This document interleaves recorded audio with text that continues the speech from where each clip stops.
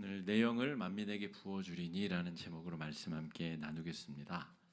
2001부 예배 걸로 전환시켜 주십시오. 2017년도에 제가 아주 재밌게 본 드라마가 한 편 있습니다. 슬기로운 감방생활이라는 드라마인데요. 이건 뭐 일반인이 저기에 갔다 오면 안 되잖아요. 그래서 잘 경험하기 어려운 그런 어떤 공간에 대한 그런 간접 경험을 할 수 있는 그런 시간이었던 것 같아요. 제 기억에는 그렇습니다. 2017년 말부터 2018년 초까지 이렇게 방영됐었던 드라마인데 이제 MLB 메이저리그 진출을 앞둔 유망한 야구 선수가 우연히 살인 사건에 휘말리면서 모든 진로가 다 좌절된 채 이제 감옥에 들어간다는 내용입니다. 거기서 이제 출소할 때까지 그 감방 안에서 만나는 사람들과 이런저런 이야기들, 또 거기서 회복과 치유와 뭐 그런 이야기들이 재미나게 묘사가 되었는데, 그 주인공보다도 그 해롱이라고 하는 마약 사범이 실형 10개월을 이제 받고 감옥에 들어오게 됩니다.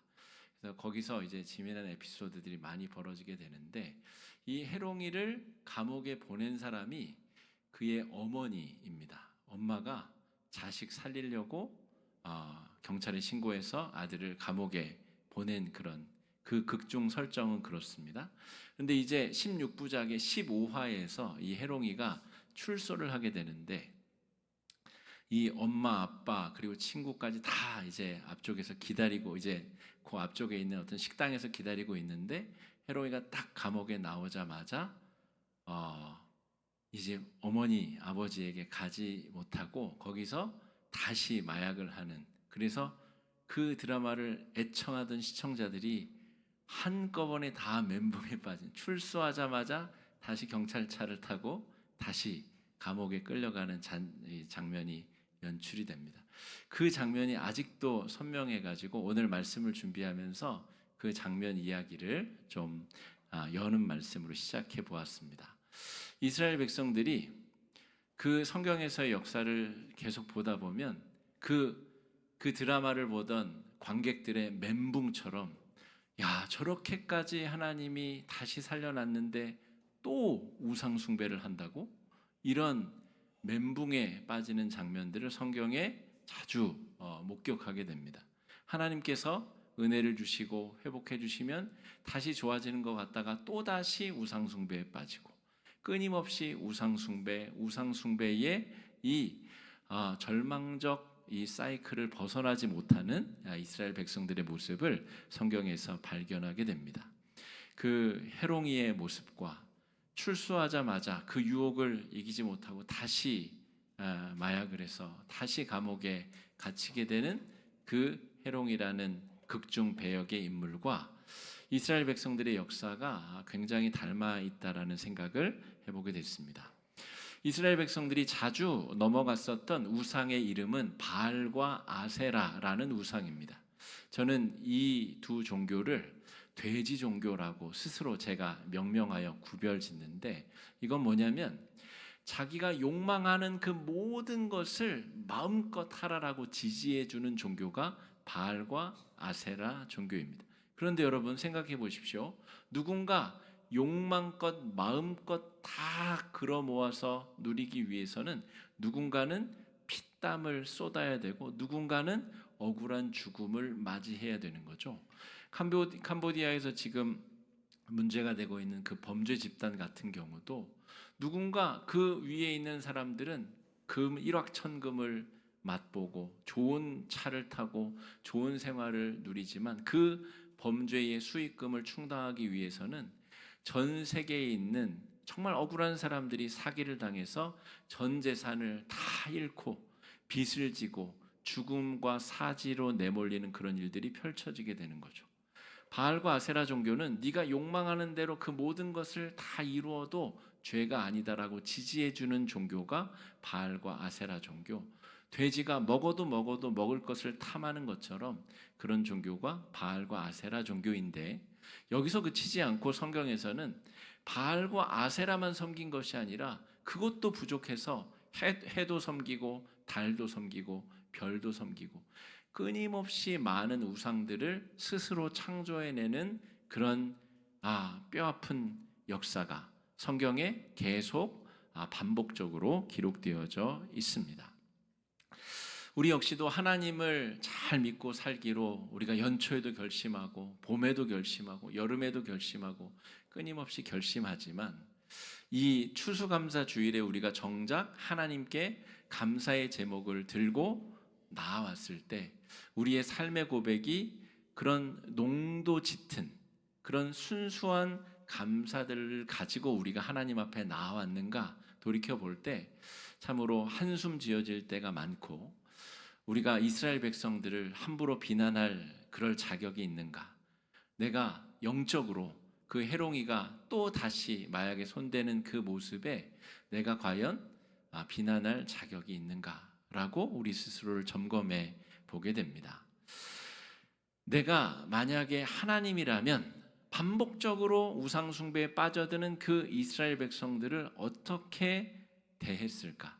하나님이라면 과연 그 반복적으로 우상 숭배에 빠져드는 연약한 이스라엘 백성들을 내가 하나님이라면 어떻게 대해야 됐을까? 어떻게 대했을까? 아까 해롱이를 감옥에 보낸 사람이 어머니라 그랬죠. 극 중에 그렇게 등장합니다. 그런데 여러분, 정말로 사랑하기 때문에 그렇게 할 수밖에 없었던 부모의 심정, 그것은 부모라면 누구나 공감할 수 있는 내용일 겁니다. 자식이 원한다고 해서 그냥 죽음의 길로 가는 것을 수수방관하고 가만히 내버려 두는 것은 부모의 바른 삶의 자세가 아니라고 말할 수 있습니다. 25절 말씀 한번 같이 읽어보겠습니다. 시작. 메뚜기와 누리가 썰어먹고 황충과 손해를 내가 너희에게 보상해 주겠다. 그 엄청난 메뚜기 군대를 너희에게 보내어 공격하게 한 것은 바로 나다. 번역이 개역 개정판 성경은 조금 난해해서 좀 더 풀이말로 된 성경 표준 세번역 본을 썼는데요. 내가 메뚜기도 보내고 누리, 황충, 풀무치 뭔지 아시는 분 계세요? 저도 막 자료를 찾아봤는데 사진조차 구하기 어려워요. 황충은 이 갈색 메뚜기 정도로 생각하시면 됩니다.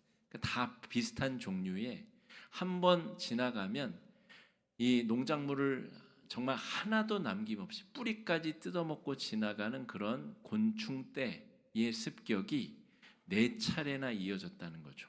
메뚜기가 지나가고 거기에 조금이라도 나달이 떨어지고 남아있는 것을 누리가 쓸어가고 또 누리가 지나간 자리를 황충이 집어삼키고 다시 한번 풀무치가 완전히 뿌리까지 다 뜯어먹고 지나가도록 하신 분이 바로 하나님이시라는 거죠.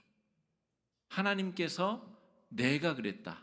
내가 너 정신 차리라고 네가 바르게 살라고 내가 그렇게 하였다라고 하나님께서 고백하고 시인하시는 내용입니다. 사실은 이 4가지 재앙 이전에 여러 차례 가뭄이 선행되었습니다. 갑자기 메뚜기 떼가 몰아닥치는 게 아닙니다. 지금도 외신에 보면 중국 서부의 그 황량한 지방에 메뚜기 떼가 창궐해가지고 곡식들을 다 집어삼켰다는 기사들이 나오지 않습니까? 그런데 그 메뚜기 떼가 처음이 아니라 처음에는 하나님께서 가뭄을 주십니다. 비를 내리지 않으시고 가뭄으로 통해서 정신 차리고 바른 신앙으로 돌아오기를 촉구하시는데 그 여러 차례 가뭄에도 더 끊임없이 바알과 아세라 1월 성신을 섬기는 우상 숭배로 나아갔을 때 하나님께서 메뚜기와 누리와 황충과 풀무치까지 보내서 완전하게 철저한 절망을 경험하게 하셨다라고 하는 겁니다. 여기서 하나님의 의도는 해롱이 엄마가 해롱이를 경찰에 신고할 때 피눈물을 흘리면서 신고한 것처럼 여러분 그 사랑하는 자식을 감옥에 쳐넣는다고 생각할 때 그게 여러분 피눈물을 쏟을 일 아니겠습니까?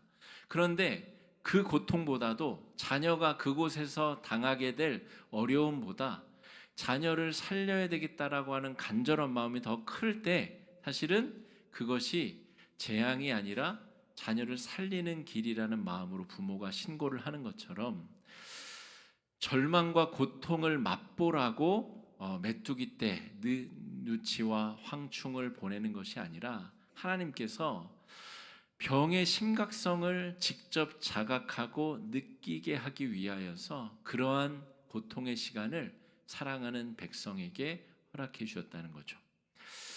오늘 우리 봉헌 시간에 성도님들 다 앞으로 나오셔서 봉헌 드리고 또 과일을 이렇게 하나님께 드렸는데요. 저희가 1년에 2번 맥주감사주일과 추수감사주일에 이렇게 합니다. 번거롭기도 하고 어르신들 뭐 다리도 아프신데 일어났다 앉았다 앞으로 이동했다 돌아갔다가 왜 이렇게까지 번거롭게 하냐면 적어도 1년에 2차례 전반기를 마무리 짓는 맥주감사주일과 한 해의 농사를 하나님 앞에 올려드리는 추수감사주일에는 우리의 몸을 움직여서 내가 손수 준비한 과일을 가지고 하나님 앞에 올려드리면서 그것을 내 몸이 실천하고 기억하고 내가 혹시 자각하지 못한 부분이 있다면 적어도 이 하루만이라도 1년에 2차례만이라도 그러한 느낌과 자각을 하기 위해서 우리가 이런 시간을 갖는 겁니다. 하나님께서 이스라엘 백성들이 우상 숭배에 빠져 있는 그 병의 심각성을 자각하게 하기 위하여 때로 그런 시험과 고통을 주신다는 것이죠. 27절 말씀 한번 읽어보겠습니다. 시작. 이스라엘아, 이제 너희는 알게 될 것이다.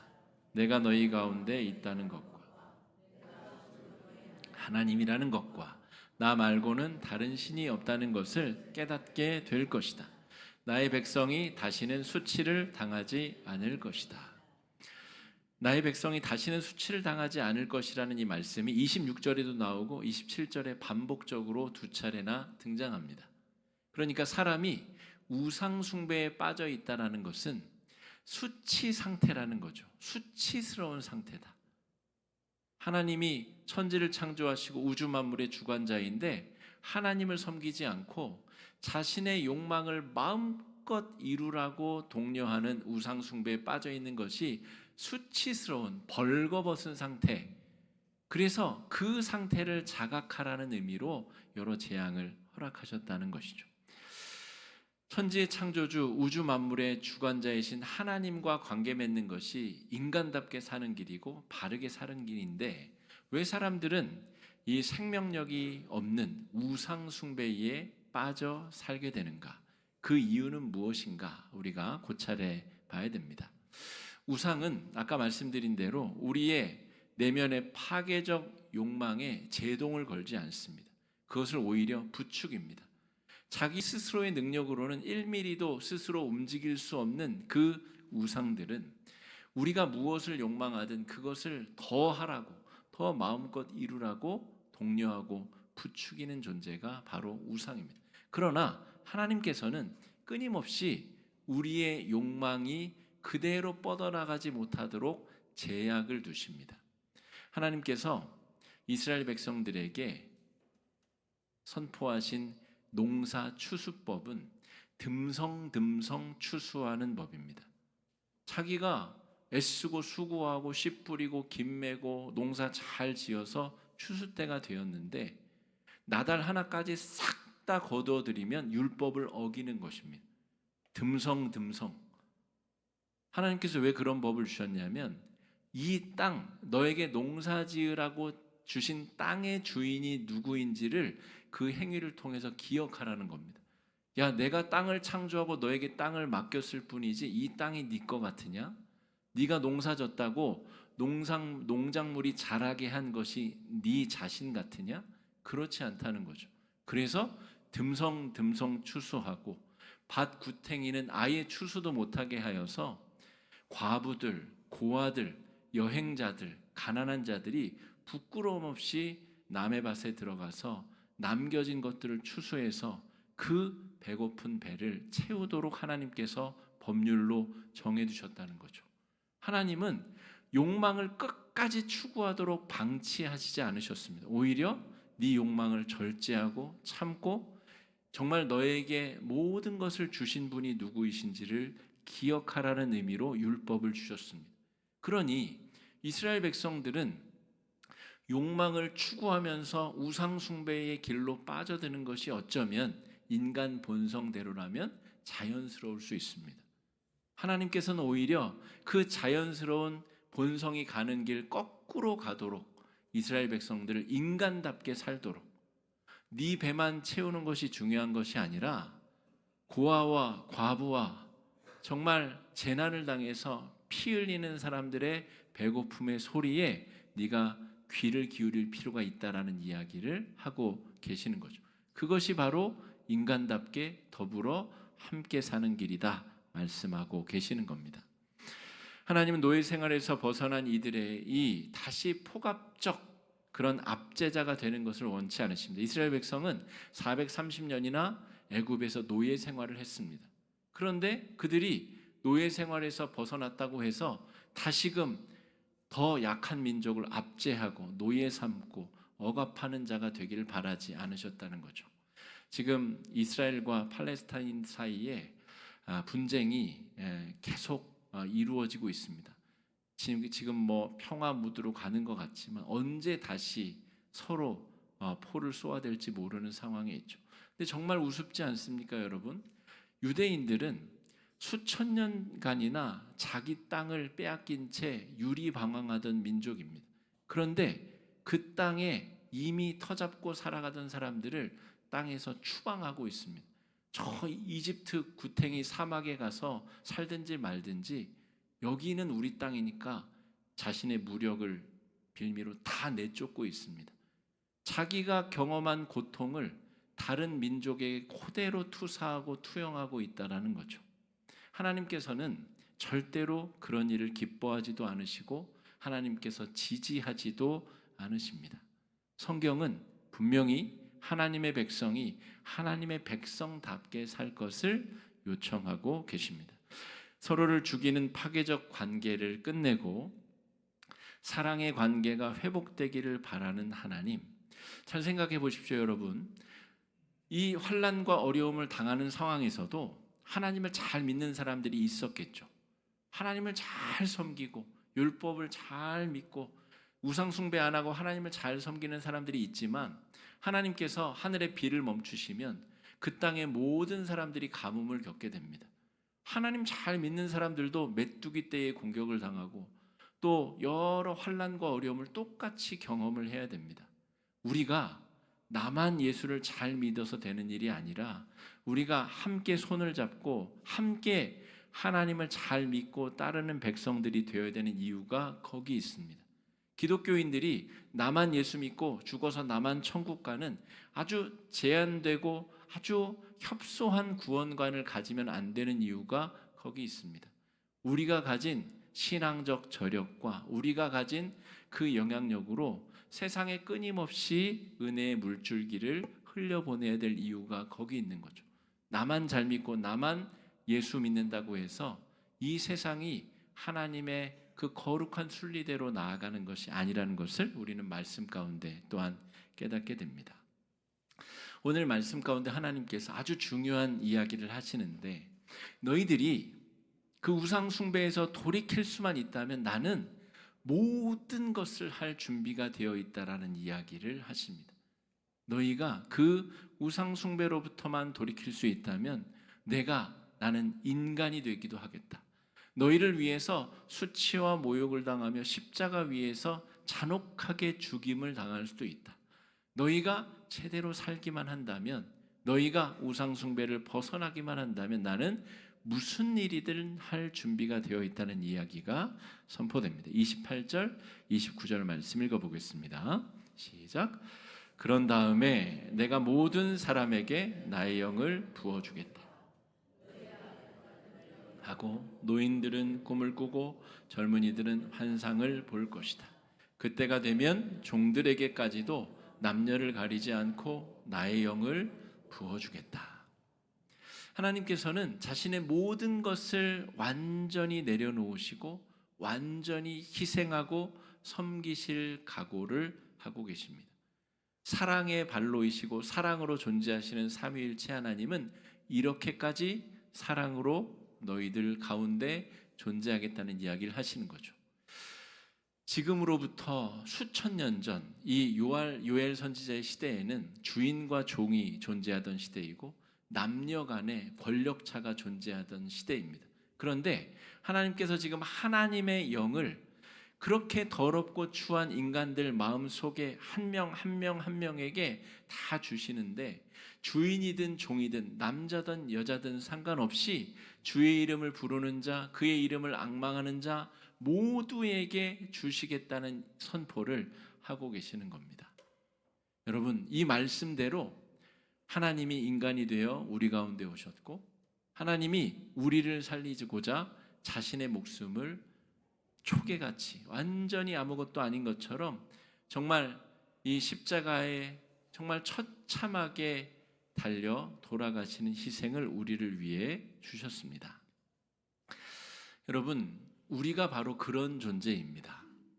여러분, 한 해를 돌아보시면서 남들이 다 안 될 때 내 사업은 잘 되고, 남들이 다 망할 때 나만 안 망하고, 남의 자녀들이 다 시험 떨어질 때 우리 자녀만 시험에 붙고, 그런 좋은 일만 가지고 하나님 앞에 이 시간 감사하러 오셨다면 우리의 감사는 하나님께서 원하시는 감사가 아닙니다. 그런 종류의 감사는 무당들도 받습니다. 자기 점괘 잘 받으면 수천만 원씩 수억 원씩 복채를 줍니다. 잘 돼서 하는 감사는 아무나 할 수 있는 감사입니다. 우리 그리스도인들이 할 수 있는 감사는 존재, 그 근원으로부터 시작되는 감사입니다. 내가 누구인가? 내가 하나님의 말씀으로 창조된 존재라고 하는 자기 인식으로부터 우리는 감사를 드릴 수 있습니다. 올 한 해 동안 남들이 다 잘 될 때 나만 안 되고, 나만 어려움을 당하고, 고통과 절망과 질병 속에 내 삶이 완전히 바스러져도 우리 속에는 하나님께서 나에게 생명의 호흡을 불어넣어 주신 감사, 하나님께서 날 위해 인간이 되셔서 날 위해 십자가에 달려 돌아가시고 내 안에 성령으로 임재하신 그 근원적 감사가 사라지지 않았다면 우리는 올 한 해 어떤 환난을 겪었어도 하나님 앞에 감사함으로 나아갈 수 있는 존재들입니다. 하나님께서 우리에게 바라시는 것은 그런 종류의 감사입니다. 무엇을 얻어서 드리는 감사는 아까 말한 바알과 아세라, 1월 성신을 섬기는 사람들이 자기의 우상 제사장들에게 하는 감사입니다. 오늘 하나님께서 이스라엘 백성들에게 내가 그동안 모든 어려움과 환난을 주었던 것을 갚아주겠다, 이른 비와 늦은 비를 너희에게 주겠다는 이야기를 하십니다. 31절 말씀 읽어보겠습니다. 해가 어두워지고 달이 핏빛같이 붉어질 것이다. 끔찍스럽고 크나큰 주의 날이 오기 전에 그런 일이 먼저 일어날 것이다. 하나님께서는 먼저 우상의 멸망을 선포하십니다. 태양과 달이, 너희들이 그렇게 섬기던 것들이 할 일 없이 무너져 내릴 것이다. 여러분, 요즘 외신 뉴스를 보면 우리가 그렇게 추앙하던 미국이라는 나라가 그렇게 건강하지 못하다는 것을 발견하게 됩니다. 미국은 우리의 전형적인 따라잡아야 될 모델이고 아주 이상향 같은 그런 나라인데 지금 벌어지고 있는 일들은 그렇지 못합니다. 해와 달과 별들이 그런 것이죠. 하나님 이외에 우리가 정말 대단하다고 여기던 것들이 언제 땅바닥으로 추락할지, 언제 그것의 위신이 떨어질지 알 수 없습니다. 우리가 하나님 이외에 붙잡고 나아가는 그 모든 것들이 결코 영원하지 않다라는 것을 하나님께서 우리에게 먼저 말씀해 주십니다. 너희가 우상으로 섬기던 것들이 다 빛을 잃고 떨어지게 될 것이다. 23절 말씀 다시 읽어보겠습니다. 시작. 시온에 사는 사람들아, 주 너희의 하나님과 더불어 기뻐하고 즐거워하여라. 주께서 너희를 변호하여 가을비를 내리셨다. 비를 흡족하게 내려주셨으니 옛날처럼 가을비와 봄비를 내려주셨다. 여러분, 가을비가 내리고 봄비를 내리는 일이 그렇게 감사할 일인가요? 바알과 아세라를 섬기던 사람들에게는 시시한 일입니다. 이따위를 가지고 감사하라고?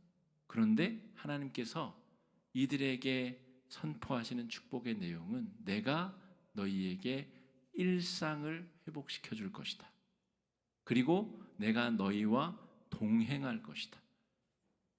여러분, 일확천금을 누리고 정말 욕망대로 꿈꾸는 대로 다 이루었는데 하나님과 별개의, 하나님과 유리되어 사는 삶이 복된 삶인가? 아니면 하나님께서 지금 약속하시는 축복이라는 게 별게 없습니다. 가을에 비가 내리고 봄에 비가 내린다는 내용입니다. 일상이 회복되고 내가 수고하고 노력한 결과로 밥 먹고 살 것이고 가족들과 저녁에 상에 둘러서 도란도란 일상을 이야기하고 하나님께서 하신 일에 감사를 나누고 기쁨을 고백하고 그 모든 것들이 너희 안에 진심으로 회복되어져야 될 감사의 내용이라는 이야기를 하고 계십니다. 이른 비와 늦은 비의 회복은 어떤 상황에서도 우리를 버리거나 떠나지 아니하시는 하나님의 내주하심의 축복을 의미합니다. 다른 것들로 하나님의 동행하심을 판단하지 말고 정말 하나님께서 나와 동행하시는지를 자각하며 살아가는 것이 우리의 감사의 근원적인 조건입니다. 여러분, 다가오는 한 주 성령께서 내 안에 살아계신지, 그 성령님과 우리가 소통하며 교제하며 기도하며 살아가고 있는지, 내가 원하는 대로 모든 것이 뜻대로 되지 않는다고 해서 성령께서 내 안에 안 계시는 것이 아닌데 내 안에 계신 성령과 함께 우리의 삶을 은혜로 감사로 채워나갈 수 있는 은혜의 한 주가 되시길 주의 이름으로 축복합니다. 이 시간에 말씀 의지해서 함께 기도하시겠습니다. 기도하실 때 주님, 허황된 것, 주님을 떠나 우리가 원하는 것을 붙잡기보다 성령의 동행과 내주하심과 나와 함께하심의 감사와 은혜를 누리는 인생들 되게 해달라고 이 시간에 함께 기도하며 나아가겠습니다. 기도하겠습니다.